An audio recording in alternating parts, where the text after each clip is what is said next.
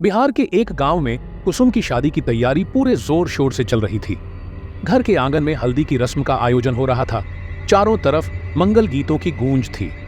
जैसे ही हल्दी शुरू होती है, कुसुम के शरीर पर हल्दी रगड़ते ही वो जोर से चीख उठती है। दर्द से छटपटाते हुए वो कहती है, ये क्या लगा दिया माँ? ऐसा लग रहा है जैसे किसी ने मेरे शरीर की खाल उतार ली हो। उसकी माँ समेत सब घबरा जाते हैं और तुरंत हल्दी धोने की कोशिश करते हैं, लेकिन जहां जहां हल्दी लगी थी वहां चमड़ी लाल हो गई थी। बुजुर्गों को शक होने लगता है कि कुछ गलत हो रहा है। अगले दिन कुसुम के ससुराल से आया शादी का जोरा कमरे में रखा था। सब उसे छूने की हिम्मत नहीं कर पा रहे थे। फिर भी उसकी मां थाल उठाकर खोलती है। वहां जोरा और गहने थे, लेकिन बीच में एक जोरा काली चूड़ियां रखी हुई थी। यह चूड़ियां देख सबके होश उड़ जाते हैं, क्योंकि नई दुल्हन को काली चूड़ियां भेजने का रिवाज किसी भी परिवार में नहीं था। संदेह और डर बढ़ता जा रहा था। शादी के दिन जब कुसुम दुल्हन बनकर मंडप में आई, सब उसकी सुंदरता पर मोहित हो गए। लेकिन जैसे ही वह जयमाला डालने के लिए उठी, उसकी आंखें बदल गईं और चेहरा विकृत हो गया। देखते ही देखते वह खुद को नोचने लगी। उसके बाल धीरे धीरे टूटकर गिर रहे थे और उसकी आंखों से खून के आंसू बह रहे थे। इस भयावह घटना के बाद कुसुम बेहोश होकर गिर पड़ी। एक तांत्रिक को बुलाया गया, जिसने बताया कि कुसुम के ऊपर एक अज्ञात शक्ति का साया है जो उसकी शादी को नष्ट करना चाहती है। तांत्रिक ने उसके बचपन की एक घटना का रहस्य खोला, जिसमें बताया कि कुसुम की दादी ने किसी को श्राप दिया था और अब वही श्राप कुसुम के जीवन में भय और दर्द के रूप में वापस आ रहा था। श्राप की यह कड़ी सिर्फ उस समय टूटेगी जब कुसुम अपने पूर्वजों के श्राप को शांत करेगी। कुसुम की बेहोशी के बाद पूरे घर में सन्नाटा पसर गया। तांत्रिक ने कहा कि श्राप को शांत करना आवश्यक है, नहीं तो यह शक्ति कुसुम को उसके पति समेत पूरे परिवार से हमेशा के लिए अलग कर देगी। जैसे ही तांत्रिक ने ये बातें कही, वहां मौजूद सभी रिश्तेदार सहम उठे। अगले दिन कुसुम की हालत पहले से भी खराब थी। उसका चेहरा एक अजीब नीले रंग में बदलने लगा था और उसके शरीर पर गहरे नीले और काले निशान उभरने लगे। उसकी मां फुलवा ने उसकी हालत देखकर तांत्रिक को बुलाने का निर्णय लिया। तांत्रिक ने कहा कि श्राप का मूल स्थान ढूंढना होगा और उस जगह पर एक विशेष अनुष्ठान करना होगा। शाम को तांत्रिक ने पूरे परिवार को घर के आंगन में बुलाया। उसने कहा कि यह श्राप घर के किसी पुराने सामान या किसी पुराने कपड़े में बसा हो सकता है। सब ने मिलकर घर के हर कोने को खंगालना शुरू किया। तभी फुलवा को अपनी मां की एक पुरानी संदूक याद आई, जिसमें सालों पुरानी चीजें रखी थीं। जैसे ही संदूक खोला गया, सबकी नजरें उस संदूक में पड़े एक पुराने लाल जोरे और एक टूटी हुई चूड़ियों पर गईं। तांत्रिक ने संदूक में हाथ डालते ही तुरंत पीछे हटकर अपनी आंखें बंद कर लीं और जोर से मंत्र पढ़ने लगा। उसने बताया कि इस संदूक में रखे कपड़े पर एक पुराना श्राप है, जो शायद कुसुम की दादी ने अपने दुश्मनों को बद्दुआ देते हुए इन चीजों के साथ बांध दिया था। ये सुनते ही फुलवा का दिल धड़कने लगा। उसने कहा, लेकिन इन चीजों का हमारी कुसुम से क्या लेना देना? तांत्रिक ने कहा, कुसुम उस श्राप का माध्यम बन गई है।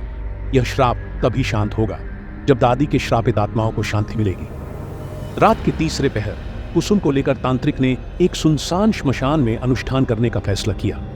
अंधेरे और सन्नाटे से घिरा वह श्मशान पैरों से घिरा हुआ था, जिनकी छायाएं टिमटिमाती मशालों के प्रकाश में और भी भयावह लग रही थीं। तांत्रिक ने वहां एक गोल आकृति में मंत्र पढ़ते हुए कुसुम के चारों ओर हल्दी और सिंदूर छिड़का।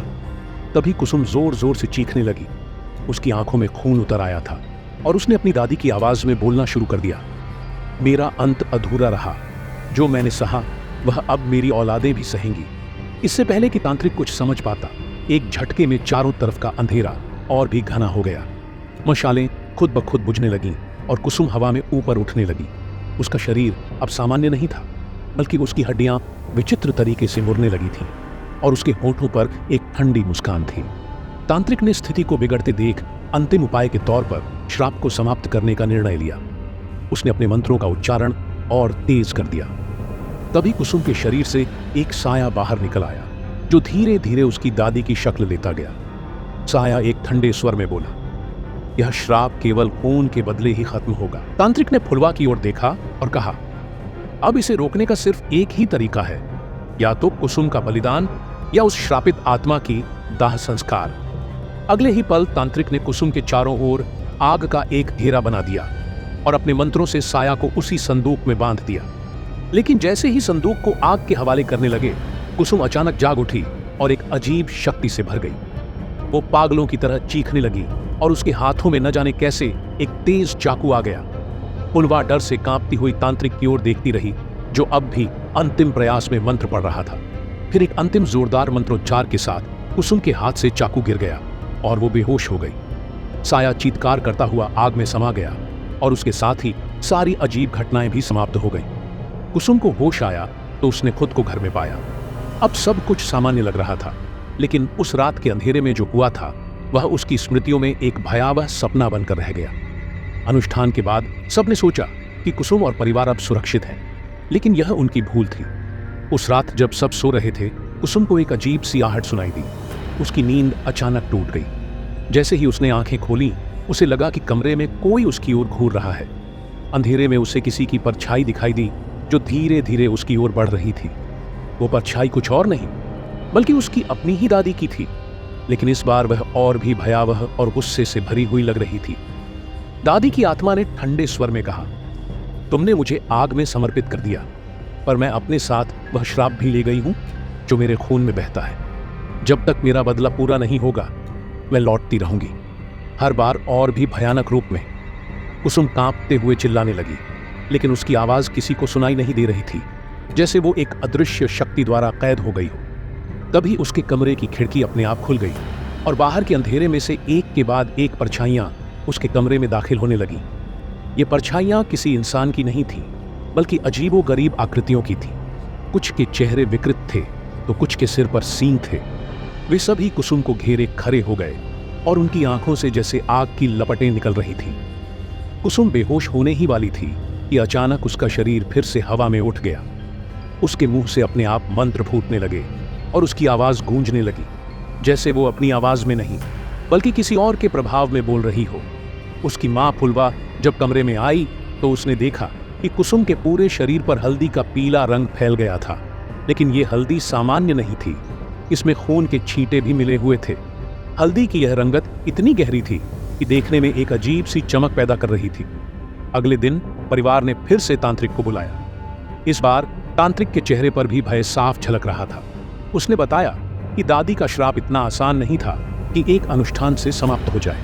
वह श्राप उन सभी पर लागू हो चुका था जिन्होंने उस पुराने लाल जोरे को देखा या छुआ था। कुसुम और उसके परिवार के सदस्य धीरे धीरे इस श्राप के अधीन हो रहे थे।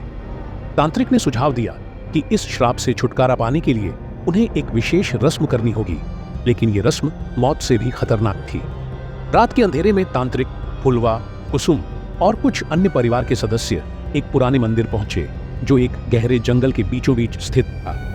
मंदिर में खूब अंधेरा था और उस पर गहरे स्याह रंग का एक भयावह प्रतीक अंकित था, जिसे देखकर किसी भी साधारण व्यक्ति का कलेजा कांप उठे। मंदिर के मुख्य द्वार पर लगे पत्थर पर कुछ खून के धब्बे दिखाई दे रहे थे, जैसे कि वह जगह पहले भी किसी बलिदान की साक्षी रही हो। तांत्रिक ने वहां सभी को घेरे में बैठा दिया और एक त्रिकोण बनाकर मंत्रोच्चार करने लगा। जैसे ही उसने अपनी आंखें बंद की, एक ठंडी हवा का झोंका पूरे मंदिर में फैल गया। हवा के साथ कई अजीब सी फुसफुसाहटें भी सुनाई देने लगी, जैसे किसी ने चुपके से कहा हो, यहां कोई नहीं बच सकता। अचानक तांत्रिक चौंक उठा और कुसुम के चेहरे पर दादी की परछाई उभरने लगी। उसकी आंखें पूरी तरह से काली हो गईं और उसने एक भयानक आवाज में कहा, तुम मुझे बार बार हराने की कोशिश कर रहे हो, लेकिन मैं हमेशा लौटूंगी। मेरे श्राप को कोई नहीं मिटा सकता। तांत्रिक ने आखिरी उपाय के रूप में उस पर गंगाजल छिड़कना शुरू किया, लेकिन गंगाजल का असर उल्टा ही पड़ गया। कुसुम की चीखें गूंजने लगीं और उसके शरीर पर जलने के निशान उभरने लगे। वो दर्द से तड़पती हुई जमीन पर गिर पड़ी। तभी मंदिर में लगे पुराने घंटों की आवाज तेज होती गई, जैसे किसी अनजानी शक्ति ने उन्हें बजाना शुरू कर दिया हो। तांत्रिक ने फुलवा की ओर देखकर कहा, अब एक ही उपाय है। कुसुम को खुद उस श्राप से मुक्त होना होगा। उसे अपनी दादी से माफी मांगनी होगी और उसका सम्मान करना होगा, नहीं तो ये श्राप इस परिवार की सभी पीढ़ियों को बर्बाद कर देगा। फुलवा ने कांपते हुए कुसुम से कहा, बेटी, दादी से माफी मांगो, यह हमारी आखिरी उम्मीद है। कुसुम ने अपनी कमजोर आवाज में दादी से माफी मांगी और अचानक मंदिर का सारा अंधेरा शांत हो गया। ऐसा लगा कि श्राप का असर खत्म हो गया। लेकिन जैसे ही सबने राहत की सांस ली, मंदिर के दरवाजे अपने आप बंद हो गए। तभी एक ठंडी आवाज गूंजी, मुझे माफी नहीं चाहिए थी, मुझे तुम्हारा बलिदान चाहिए था। उसके बाद किसी ने उस मंदिर से बाहर किसी को भी नहीं देखा, न कुसुम को, न फुलवा को और न ही उस तांत्रिक को। लोग कहते हैं कि अब भी उस मंदिर से कुछ भयावह चीखें रात के सन्नाटे में सुनाई देती हैं, जैसे कोई अपने श्राप से मुक्ति पाने के लिए तरस रहा हो। कुसुम, फुलवा और तांत्रिक के गायब होने के कुछ ही दिन बाद गांव में एक अजीब सा डर छा गया था। लोग उस मंदिर का नाम लेने से भी घबराते थे। लेकिन एक रात कुसुम का चचेरा भाई रघु, जिसने उस मंदिर की भयावहता को चुनौती देने का निर्णय लिया, गांव में लौट आया। उसे विश्वास नहीं था कि उसके परिवार के लोग किसी श्राप का शिकार हो सकते हैं। उसके दिमाग में एक ही बात चल रही थी कि वह किसी भी हालत में अपनी बहन कुसुम और अपने परिवार को वापस लाएगा। रात के अंधेरे में बिना किसी को बताए रघु उस मंदिर की ओर चल पड़ा।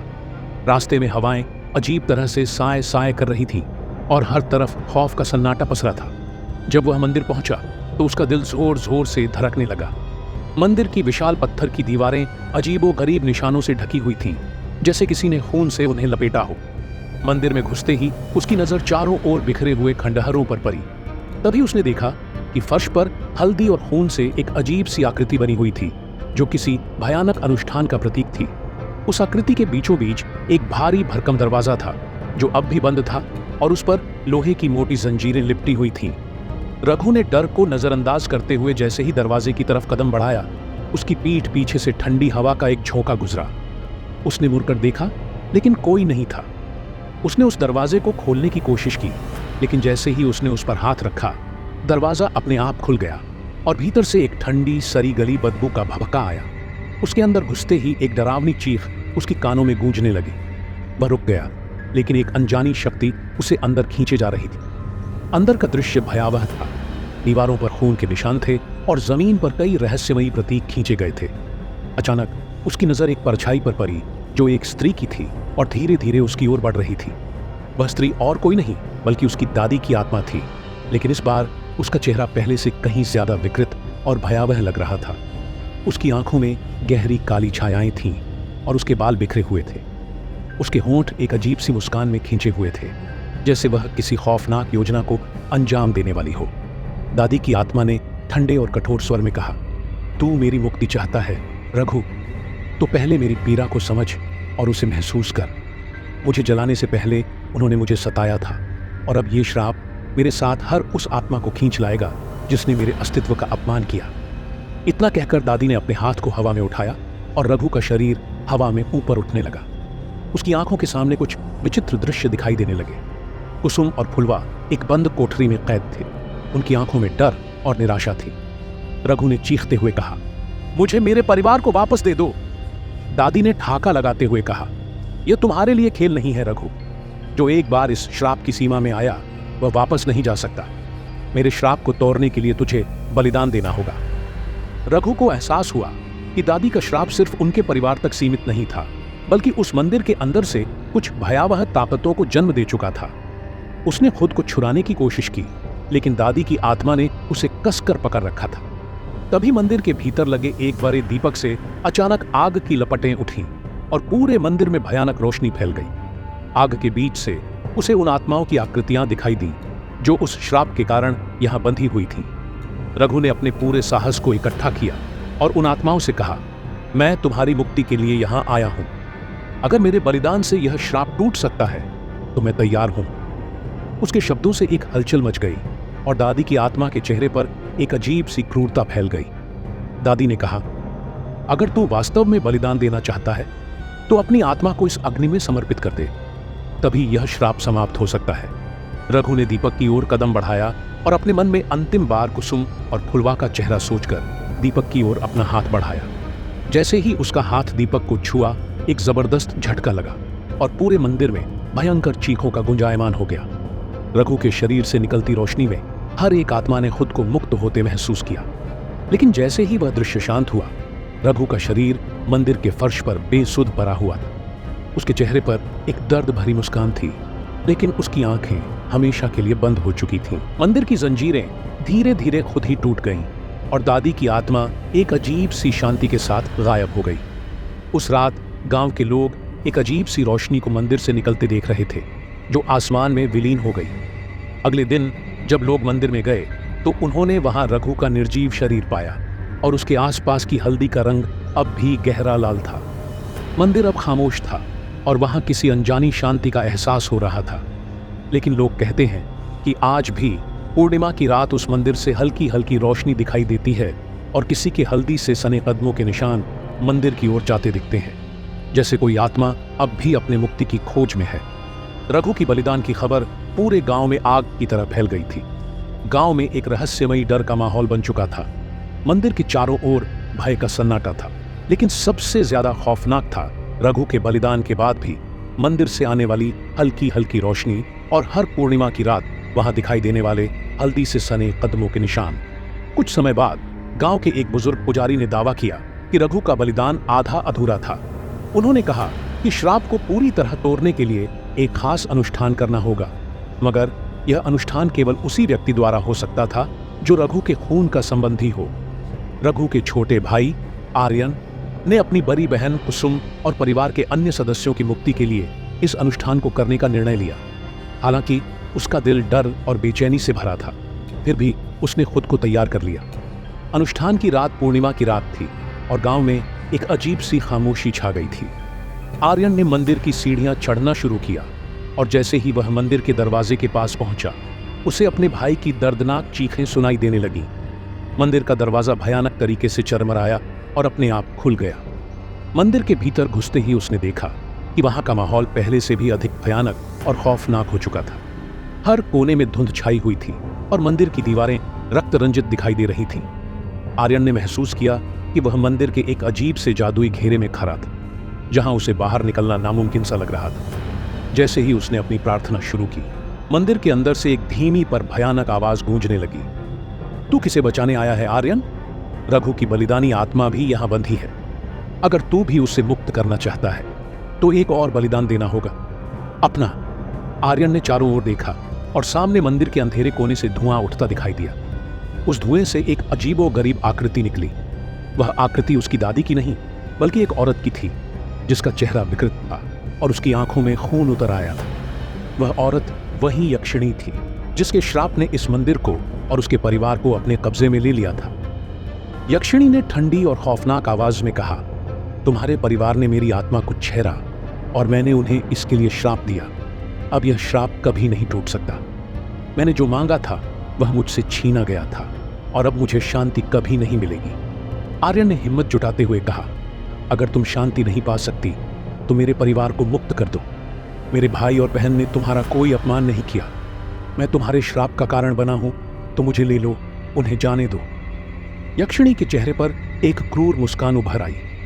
उसने आर्यन की ओर देखा और कहा, मुक्ति इतनी सरल नहीं है पुत्र। तुम्हारी आत्मा को यहां बंधक बना लिया गया है, लेकिन अगर तुम सच में अपने परिवार को छोड़ना चाहते हो तो तुम्हें इस मंदिर के भीतर सबसे गहरे अंधेरे में जाकर एक आखिरी अनुष्ठान करना होगा, जहां मेरी असली आत्मा बंधी हुई है। आर्यन ने साहस के साथ यक्षिणी की ओर देखा और आगे बढ़ा। वह उस गहरे अंधेरे कोने की ओर जाने लगा, जहां से अजीब अजीब सी आवाजें और खौफनाक सिसकारियां उठ रही थीं। जैसे ही वह मंदिर के तहखाने की ओर पहुंचा, वहां एक प्राचीन कब्र दिखाई दी जो धूल और खून के निशानों से भरी हुई थी। आर्यन ने कब्र के पास खड़े होकर उस आखिरी अनुष्ठान को शुरू किया।